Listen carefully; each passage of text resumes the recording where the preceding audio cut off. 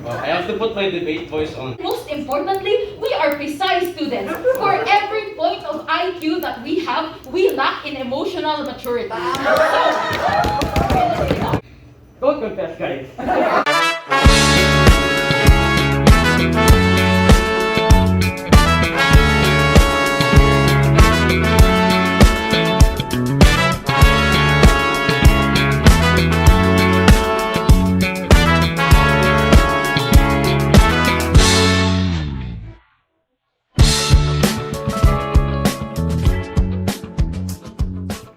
Starting my speech in 3, 2, 1. Government bench believes that the weight of the world means nothing when you are weighed down by your heart. Given that, we ought confess. I'm going to be giving a few points of context before I go into my arguments. Firstly, on your friend. You've probably been together for a long time, so your friend's probably understanding and caring regardless of the outcome of the confession. So even if it gets awkward, it won't be so awkward that you're on bad terms. Secondly, you're common sense as a high school student. So this probably won't be an incredibly toxic or abusive relationship. You probably won't be doing anything suspicious in school, etc. But thirdly, if you're already going to confess and you've been friends for a long time, that means your parents probably know about your friend, or at the very least, they know that you are childhood friends, so they're likely to accept this relationship as a good thing. Given that, 2 arguments. Firstly, why your confession is likely to succeed and why that's good. And secondly, well, even if it fails, we should still confess. So why is it likely to succeed, and why is that still good? I'm going to explain firstly why your feelings are likely to be reciprocated. The first reason is that you know each other very well, which means you've probably seen your crush get emotional. You've probably already comforted each other on a bad day, and you've probably seen the best and worst parts of each other. But also, if appreciation exists after all of that, it's probably a very intense and deep appreciation that is close to love, if not love already. But secondly, it's that biologically, feelings are more likely to appear and develop the more time you spend with another person. So the more times that you go on galas, for example, the more times you eat at the same table at lunch, the more you see them smile and laugh and cry every single day, it means that mutual feelings are exponentially more likely to exist. But secondly, why is this relationship going to be successful and healthy? Like we said, you probably understand their emotions to a significant extent because you've known them for so long. So you probably know how to constantly make this person feel loved. But even if the relationship fails after it succeeds, that isn't a bad thing because the breakup will likely be healthy. Even if you run into problems romantically, you're still friends, so you still want to make sure the other person won't spiral into a depression. But also, it's a learning experience, so you get a better idea of what to do in the future. But lastly, we think that a relationship with a childhood friend like this is uniquely valuable in PSHS, one of the most stressful high schools in the Philippines. Yes, you're being bombarded with requirements. Yes, you're under the pressure of everyone around you being better than you, or being constantly pressured to perform well academically. But after a long and tiring day at school, being able to go to the Kalanchuchi lane and lean on someone's shoulder is the greatest feeling that any hopeless romantic could ever ask for. The conclusion of this argument are firstly, you and your significant other feel immense amounts of happiness because now you have someone who you can share your best and worst days with, and someone who you can run to on your worst days for a safe space. But secondly, you develop a better character, a better work ethic, and you cope much better with stress because knowing someone is there to cheer you on and gives you the drive you need to get through every single day. The second argument, even if the confession fails, or you're likely to be turned down, why is it still good? The first reason, the worst thing they can say is no. You're probably still friends, and you can still care about each other even if they reject you. So it's not like they'll think you're pathetic or turn away in disgust, specifically because you've been together for so long as friends. That means you probably won't feel bad. But secondly, even if you feel bad about the rejection, you probably won't feel bad for long. I.e., being a PSI student, there are so many other things you need to and do like Rex and the rest, and all of those sciences and math, but that means that either way, you're forced to remove focus from this rejection and redirect focus to more important things, so you don't have time to wallow in your tears anyway. But secondly, compare this to what happens on opposition. Your crush would probably have gotten with someone else. Maybe that's also true if you got rejected, but at the very least, you don't spend sleepless nights wondering what could have been, and you don't beat yourself up about not shooting your shot. You get closure, and you're given time to move on.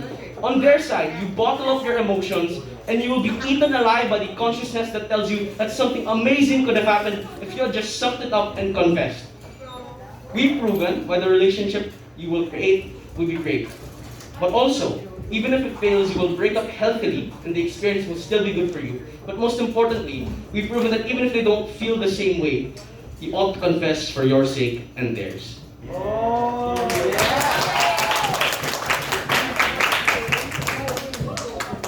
Oh, thank you, first speaker, for that fine speech. To open up the case for the against team, we have Aydan. Woo! Hey guys, so I'm the living testament of kahit maliit kayo, pwede kayo mag-debate kayo. Yeah! Okay, yeah. Okay. Starting my speech and starting the opposition bench in 3, 2, 1. Love is a fickle thing, everyone. Affection and stability are temporary and uncertain. You know what isn't uncertain? A good and long friendship. This is far from my speech. First on why the confession will fail, but secondly, even if it doesn't, your whole life will fail. Okay, so firstly, it will fail, there is no hope. They see you as a friend. It is stated in the background that you guys have been friends for years. And that happens for a reason. It's the very fact that they just aren't attracted to you. You have to accept it. Aren't looking for anything from you more than just being a friend. Secondly, reciprocation is a matter of time and you already missed your chance. People are horny, especially in this time. And if they like you, then they would have already told you, or you already had that brief time window in which they feel that they like you and you already could have confessed. On their side, it's the fact that you guys have been friends for years and it's the fact that you avoided that time window that makes it more likely to fail. Thirdly, you do not know if they have any other relationships. Even if your friends are pushing you to go confess, to go and show your love, you do not know if they already have other people interested in them, or if they are already interested in other people. So what does the relationship look like on their side then?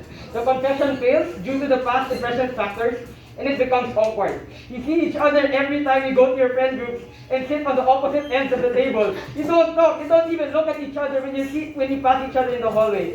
It won't be a peaceful divide, since both of you have never been in a situation like this, and no amount of time spent together will give you the experience to properly deal with it. On our side, we remain as friends with them, and it's probably for quite a long time. Specifically in Visay, once again, they said it's very helpful to have a romantic relationship. But as well as on our side, it's also very helpful to have a friend, a very close friend that you can share your experiences to in your hardships, and it's much better on our side. So even if it succeeds, okay, so the confession might succeed. Even if the confession works, it's still going to be bad for you. First of all, the quality of relationship will be bad for a few reasons. One, you are in high school.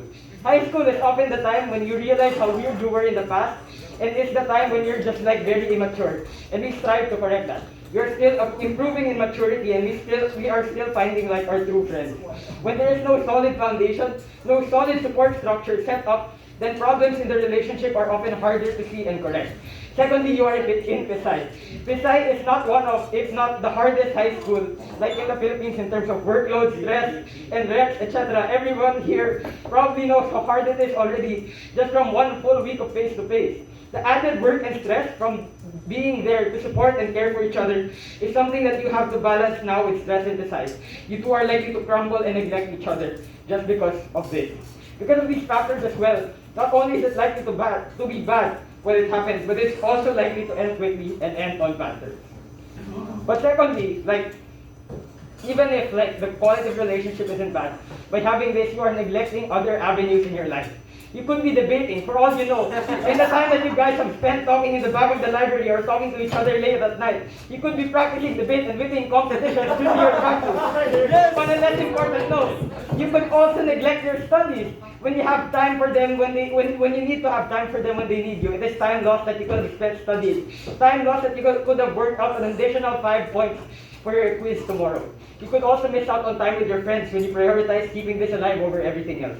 Bottom line is, even if the confession succeeds, the relationship will fail, and you lose out on all the other good things in life that you could have put your time and attention to. For all those reasons and more, don't confess, guys.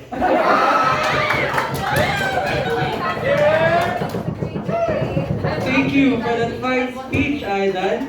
To extend the case of Team 4 or government, wow, sneak peek of the terminology.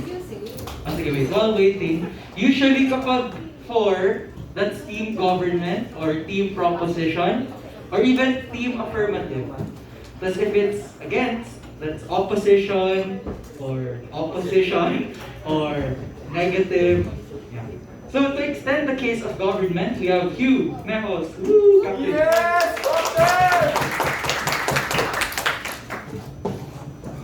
Firstly, before my speech, I just want to say this topic was quite a bit personal. So Quite a bit personal to be revolved around you. okay, starting the speech in 3, 2, 1. This debate is a very simple one. It is one of pain versus regret. On one hand, Aydan tried to tell you that, oh, it's going to be painful, you're going to get rejected. But we would suggest that regret is significantly worse because you wonder for the rest of your life what could have been. You wonder for the rest of your life what would have happened if you just had the guts to say how you felt. This prolonged relationship, friendship that they tried to stand for, really isn't that good a friendship at all when it is buried with the regret that you feel. There are 2 responses that I want to talk about before I give 2 new arguments. The first is that they say that there will be no hope, and they're largely pessimistic about this. I'm not sure if this was from experience. But let's respond to it. Firstly, they say that they'll be seen as a friend. But this is tautological. Yes, in present, this might be true, but in the future, this is likely to change insofar as you're literally confessing, right? But secondly, we would suggest that it's fine because it still means that this is the best foundation for a good relationship. So at worst, being friends is the prerequisite or the thing that allows you to become eventually close in the future. But secondly, they try to run this weird logical leap. If they like you, they would have confessed anyway. But this is incredibly ignorant of how people in PSI work. Because we're incredibly introverted. We're people who don't try to express our feelings in a lot of ways, which means that it's probably plausible and even likely that they actually do have pent-up feelings for you, but they just don't have the confidence to tell you. That's why it is on you for you to tell them. But thirdly, they say that they might have other relationships. This claim doesn't prove anything because it's speculative. They could have relationships, they could not. But the point here is that we need to be able to make the best decision in terms of what we know. So we need to, again, confess because we think that that's the closest thing that we know. So more importantly though, if they do have a relationship and maybe they will turn us down in the worst case, we explained that regardless of whether or not you get accepted, in the instances where you get rejected, that is completely fine because you're able to at least tell them and at least have closure compared to burying that feelings forever. Given that then, the conclusion of these 2 responses is incredibly simple. This means that even in their best case, where the relationship might be rejected, where the relationship might turn out bad, we would suggest that the most important thing is closure, and the most important thing is not being buried in regret. Trust me, I know. Firstly, first argument that I want to make then, in extension, is why even if you get rejected, this will make your friends happy. In the worst case, your friends have already told you that you should confess. This probably means that if they pathetically turn you down, call you a flirty TV player, or whatever, it's fine. Why? Because maybe you might feel sad, but at least your friends can laugh at you for thinking that you had a chance, for thinking that you could have gone out to that person. That means that all of your friends are happy because they're laughing, right? That's arguably even better because it makes your entire friend group happy. And I want to be very clear about this. Maybe when you get rejected, you get -10 happiness, but all your friends get +5 happiness. So overall, the amount of happiness in the world increases. So that means that you're significantly more likely to just be happy. And given that these people are your friends, you probably care about that. So at the very least, you are the butt of the joke, and that's not such a bad thing to have. Your friends are significantly happier, which eventually also makes you much more happier in the long term. But even if that's not true, I would say that regardless of whether or not you succeed, in the few days before and after you confess, I think that you know more about yourself, and that in of itself is a nice thing to have. Why? The first reason here is that this is a monumental part of your childhood, or just your life. So you're likely to think about every single thing that could affect the result of this confession. So for example, you make your tone of voice significantly better. You start to pick your word choices. You start to dress better. You start to, be more conscious about yourself. And we think that that's a good thing because that means then that you just significantly become more presentable as a person, right? Maybe you would even go to become like the captain of your club or something like that. Yeah! That's quite a nice thing to have. But secondly, your friend probably cares about you a lot, this person you're confessing to. So they're likely to be transparent with why they don't see you as someone who they would date. That probably means that they can tell you that, oh, it's because you're a debater, or oh, maybe it's because you like the way you speak, or you don't make funny jokes, or whatever. What this probably means is that at the very least, even if they say no, you understand why, because they probably want to handle the rejection very well. What does this mean overall to the debate? The first is that you're more likely to self-reflect and look at your own character. This becomes a source of motivation in of itself for you to do good things, like for example, hit the gym, where's Ali? Hit the gym or study harder. But secondly, you get an idea of where you lie on the social ladder of Pisay, and this is incredibly good. Why? Because on either side of the house, or regardless of whatever happens in the debate, social hierarchies are sad and inevitable. What we allow in confessing is we understand what part of the social hierarchy we are, who is out of our league and who isn't. What this means is, even in the incredibly worst case, where you get rejected and you stop becoming friends, overall you are better as a person, and that's why you should shoot your shot, because the worst thing that she can say is no. Yeah! Agree! Thank you, Deputy, should I say that? Deputy Prime Minister. Did you explain na ba? No, pero basta, the second speaker for government. Thank you for that fine speech. Para may closure ka na. To extend the case for opposition, we have Ali Quintanilla. Alright. Who's timing me? I'm timing myself. Wait lang. Sorry guys. You have time. Okay, starting my speech in 3, 2, 1. Guys, everyone in this debate has just been talking about me, me, me. This is about love, and love is a two-way street. How would they feel? Here, here. How would these people understand the emotions that you are reciprocating, or whether or not they should do it?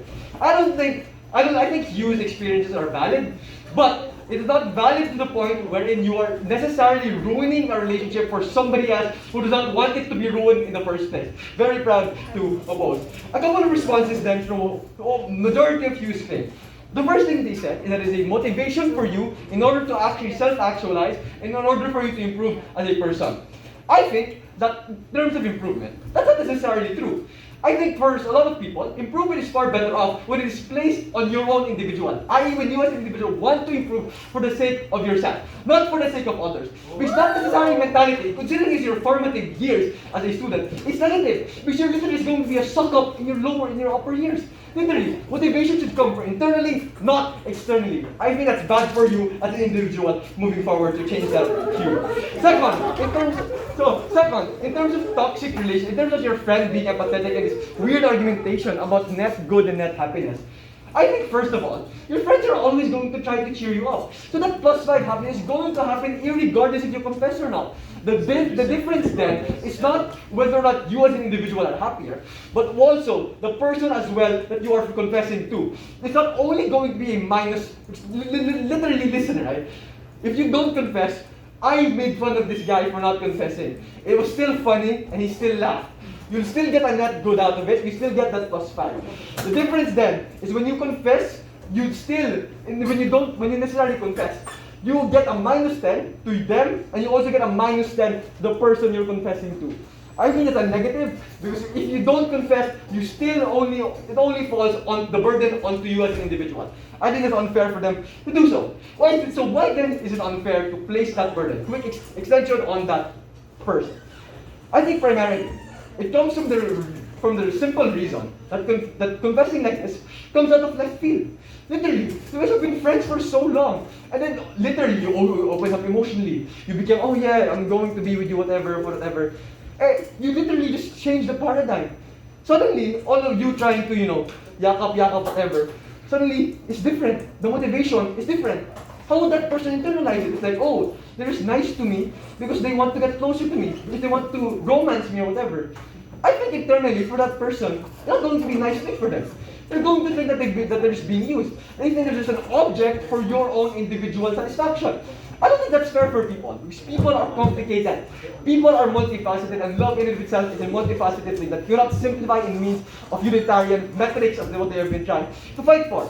So at the end of the day, you shouldn't confess because simply put, love in and of itself is not, love in and of itself is something that you as an individual must not consider as only for for only one person. It's two people trying to find something in common, two people trying to find something they should like. Just having an individual crush on someone who does not reciprocate that feeling ruins that two-way street, and instead you're just going to counterflow, and we all hate traffic. So then, why is this also harmful as well in the long term? I think first off, we understand that literally you're in Pisay, right? I don't think it's like, Tricia said herself, relationships do not make you happier internally. The media in and of itself portrays me as this magical thing that will solve all of your problems afterwards.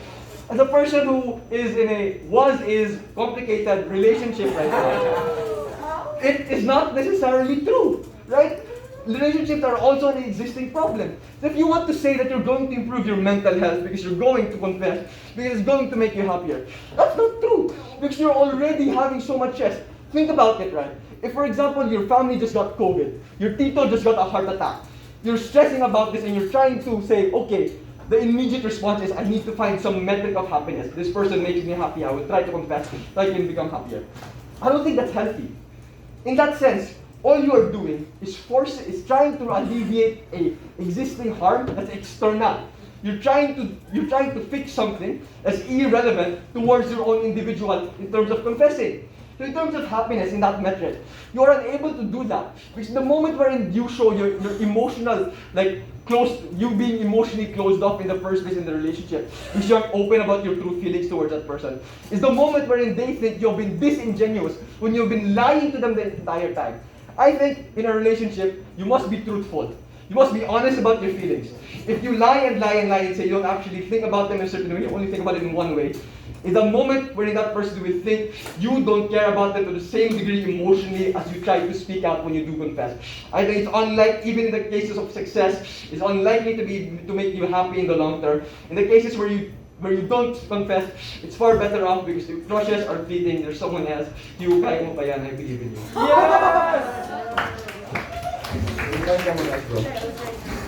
Thank you, Deputy Leader of the Opposition. Thank you for that excellent speech. So to crystallize and close off the case for government, or the floor team, we have Franco, everyone. Hi, I'm Franco. Shout out to all the ROH people in the room right now listening to this debate. Hopefully you get some good insights as to how the debate round goes still. This debate's also decently personal to me. Probably not as personal as you, but still fun. Okay. Wait, sorry, try to find myself. This is general good practice in case you guys didn't know in debates to time yourself. Normally in a real speech we get 7 minutes, but kind of short of time, so get ready. Okay, so we will start in 3, 2, 1. We do not think anybody should be forced into bottling up their feelings out of fear or anxiety or even mathematical likelihood that someone does not like you back. If people want to believe in the 0.0001% chance that someone likes them back, they should be able to do so against all odds because that is what love is about. Firstly, I want to bring up the new argument that Kuya Hugh gave you, which is that you make your friends happy. And note, this deals with the absolute worst case where you get rejected super miserably. Because if the worst case is worse than no, and they pathetically turn you down, that's great! Because to all your friends, you were the clown that got turned down. So all of them can laugh at you, and at the very least, you made people laugh. But secondly, they can now live vicariously through you and know what they shouldn't do. And that leads to more collective happiness of the friend group in the future because they can avoid the bad mistakes you made when you were socially awkward and you tried to confess. So in the very worst case, it's somewhat good. Secondly then, I want to address Kuya Ali's speech because it's like, oh, you should care about their feelings, they're going to feel incredibly burdened, and if you put this burden on them, then they feel incredibly unhappy. So note, this is akin to saying they get minus 100 happiness from the situation we gave you earlier. The solution to that is simple. You get 21 friends, and they all get plus 5 happiness, so the net happiness is still plus 5. I think that's very simple to solve. I'm going to summarize this debate then. We've heard 2 categories of arguments from this debate.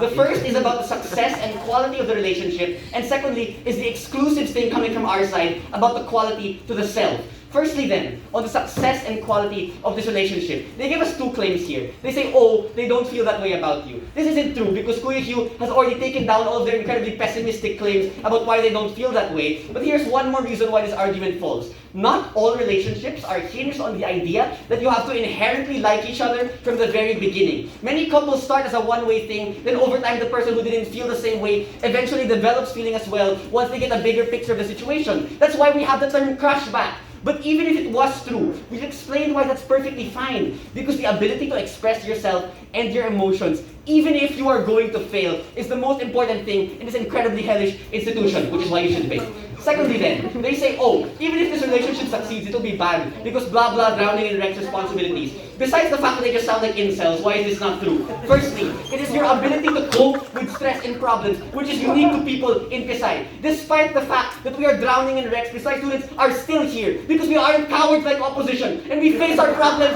head on. So this applies to relationships as well. If you are both drowning in Rex, you can tutor and help each other. If you don't have time for each other, you can hop on a VC and let the end online before bed. But Aydan argues that you could have been debating instead. Why on earth would you rather debate if you already love this person more than anything? Debate half the time is just depression. You can ask me and you. But what did we say? We gave you a few things. The first thing we said is that the confession will likely succeed and your feelings will be reciprocated. Because you were likely there for each other when it mattered already. Through being friends, you've likely seen each other cry or you've likely grieved with each other. So you've probably been through all those experiences, and if that isn't some form of love, I don't know what is. But secondly, we've just told you the longer you spend time together, the higher the chances. So it's fair to assume that is also very personal, so that amplifies the chances much more. But secondly, we've told you, if the feelings are mutual, this relationship will probably be very successful and healthy.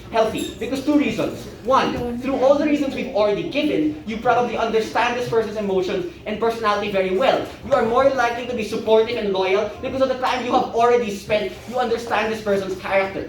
But even if the relationship fails after feelings are reciprocated, note, this deals with the absolute worst case where the relationship fails. One, we've told you the breakup will probably be healthy for the same reasons of understanding each other. But two, we've told you the learning experience of a failed relationship is still valuable for future relationships. Because it's better that you fail now while your feelings are still volatile, while you can still adapt, than when you fail 20 years later, when you were in a midlife crisis, when you were heavily in debt. But thirdly, we've told you the relationship becomes infinitely more valuable under the stress of Pisay. Yes, we're all dying. Yes, we're all depressed. Which is why the greatest thing we could ask for is a shoulder to cry on and a cheerleader to share our happiness with. Even if we believe opposition and concede that the chances might be slim, those chances will always be worth fighting for. Secondly, on what we said about how the confession will affect yourself. And note, all of these things receive little to no response. What did we say? We said, whether or not you succeed, in the few days before and after you confess, you know more about yourself. And information in and of itself is a good thing. This is a monumental part of your childhood. So you're likely to think about every single thing that could affect you. And your friend probably cares a lot. So they're likely to be transparent with why they do or they don't see you working out. What does that mean? We've given you two very clear impacts. We told you firstly, you're probably more likely to self-reflect and look at your own character. But secondly, you're also more likely to become socially aware and change your mannerisms to become more socially presentable. To this they say, oh, you have a lot of problems already, and you shouldn't have a relationship in the middle of all these problems. We would want to note, a relationship is not a be-all, end-all solution, but it can serve as the outlet of one. A relationship can coexist with all the other solutions that they want to talk about. But secondly, if you don't confess now, you will always wonder what would have been different had you confessed, and that wonder will eat your conscience alive. Given that you've liked this person, we can infer they have likable qualities, so it's also likely they will end up with someone else in the batch and you will feel horrible. So if you don't want to be like some people in this room who got NTR side with government. But secondly, even if they don't end up with someone else, choosing to not confess doesn't mean that those feelings will die. It means that you will internalize those feelings and hate yourself even more because you feel like you didn't have the confidence to suck it up and confess. Because you constantly wonder how happy you could have been had you said I love you at that moment. So if you shouldn't confess for them to love you, you should confess for your own sake. Incredibly proud to propose. Thank you, Franco, for that fine speech. I guess at this point, gets nyo na kung bakit ang passionate nila. May mga personal stakes ata yung iba nating volunteer speakers. Okay, pero at this point, we have one last person. So to close off the case and crystallize the case of opposition, let me call on none other than Rain Santos! I just want you all to know I actually wrote this speech just now because I forgot to write it last night. So if it's clunky and if it's worse than everyone else's speech, just know I wrote this in like 15 minutes. Okay. Speech starts in 3, 2, 1.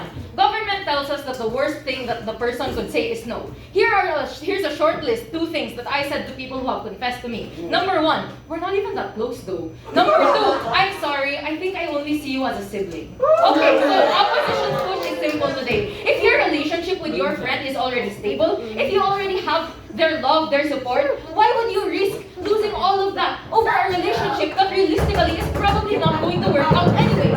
There are 2 main things, 2 main cases that God gives us today. If they reject your confession, you're gonna manage to know more about yourself. Because right, God calls us cowards. They say, oh, we don't have balls for not confessing. We think they're idiots. First, direct response to Franco's last claim that at the very least you get to know more about yourself. I think this is not true. You only know this version of yourself. Not to be a physics core, but this is literally just Schrodinger's cat. You aren't a more actualized version of yourself if you confess. There is agency in understanding your strength. There is beauty in knowing yourself enough to know that you don't want to risk a relationship that is important to you, that you can allow yourself to be happy with things as they are. Because come on, this is such an important person. Why would you risk everything? Like, risk losing them for like this one thing, right? And like moreover, I think government doesn't consider that enough, how important this friendship actually is. Because they tell us, right, oh, you already know each other, so you are each other's support systems. You spend time with each other. Exactly! The moment that you risk it all for a relationship that realistically is not going to work out, because again, we are children, we are hormonal, we are immature, and most importantly, we are precise students. For every point of IQ that we have, we lack in emotional maturity. For all of those reasons, we think that like realistically that relationship isn't even gonna work out. So yeah, things are still gonna go wrong. And God tells us also that it's good to get closure, but I think closure is an unfair standard. Closure is not something that governments can say only works on their side. They can't say, oh, you're gonna lose nights of sleep thinking about what could have been, because this also works on opposition, and it is so much worse for you. Because right, you say you confess, and they reject you. How many nights of sleep are you gonna lose thinking, I shouldn't have confessed? Like, I lost it all, and for what? She was my friend, she was my supporter, she was my comrade, my confidant, my everything. And because I couldn't shut my mouth, she's gone. Like, come on! You aren't better off just because you're willing to hurt yourself. Stop measuring your love in agony. But fine, let's be generous. Let's say that they do accept your confession. Let's say that your relationship is going to be, your relationship is going to be fulfilling. You're already going to understand each other, and you're gonna have a supportive, loving relationship. Like, barring that this is going to be unrealistic, we think that this is necessarily selfish, right? A broad question for God. Do you see other people as objects? Because like, why does everything in your case hinge on the feelings of the singular person, and I guess that person's group of friends? Because you talk about, right? You talk about, right, how this is beneficial to like you or the friend group who gets to laugh at you, and like the net happiness that you get as a group of individuals, because if you confess or if you don't, there is fulfillment in that. But why do we never talk about the person who actually gets confessed to in the first place? Another question for growth. If you love your friend so much, why aren't you willing to choose someone else? Let me explain that. This is one of your earliest relationships. One way or another, things are gonna go wrong. You're going to mess up, you're gonna say the wrong thing. If you're gonna do all of those things, if you're gonna make those mistakes, make them with someone else. Because this is, again, your friend, and this is like the main push that they're contingent on, and that we are fighting. They are your friend, they are important to you. It is not worth it to risk all of your relationship, the entirety of your relationship on the off chance that they might like you back, right? If you're going to make these mistakes, make them with the person who has not been with you for your victories, for your like losses. If you want to have those experiences, choose someone else. So on a final risk versus reward way, the best, most realistic thing that you get on government bench is a relationship that may or may not work out. But the worst thing that you could lose is the companionship of somebody that you have known for the longest time. We're precise students. We're good at math. The best thing that you get isn't as bad as the worst thing you lose, so don't take the risk and side opposition. Thank you.